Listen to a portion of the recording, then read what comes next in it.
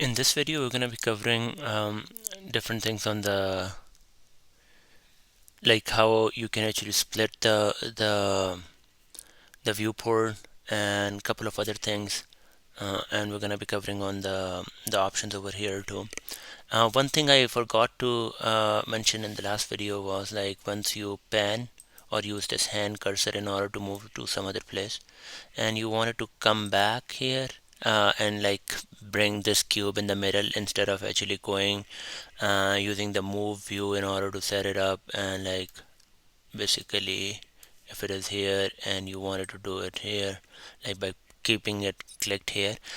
Another way of doing it is like once it is selected, you can go to the view, you can go to the view and do the frame selected, and that's gonna bring that cube in the center, and then you will again rotate it either by using the mouse wheel or this one over here in order to this gimbal over here in order to move around the cube.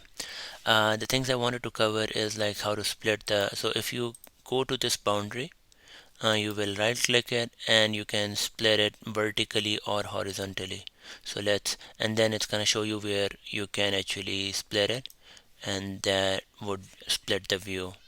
You can do it again if you wanted to add more, like do more splitting.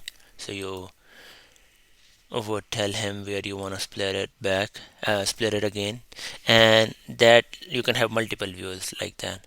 And if you want to join them, you can join the areas, and he's gonna ask you which one do you want to select. So we can select this one,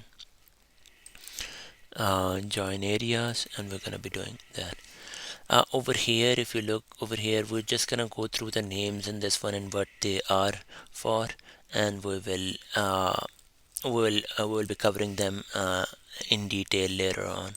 So this is again the select, uh, like if you want to select box or select something, this is where you wanted to put the new things in, and as it says cursor, where the cursor needs to be. Basically I normally use it when I'm gonna be putting new things in it, so I would say either putting new things in it or you want to focus at some place and you want to be using the cursor. Move is like if something is selected, you want to move it, it's gonna enable the axes for you, like you can move in different directions. Right, rotate is where you can select that and like you can rotate the object. This is scaling, you can make them big, small, and in whatever direction you want. This is transform. You can transform it, basically gives you both the rotation and scaling and moving. So transform is like everything all in one. This is where you would use the uh, like annotate. You can write something on it. It has different options here. We're gonna be covering it in detail. And measure is like where you wanna like you will start at some place and then end it, and it's gonna annotate that place with the distance, that measurement. So wherever you want it, it's gonna just put it there, and you will have the measurements of right there. So that's all we wanted to cover in this video.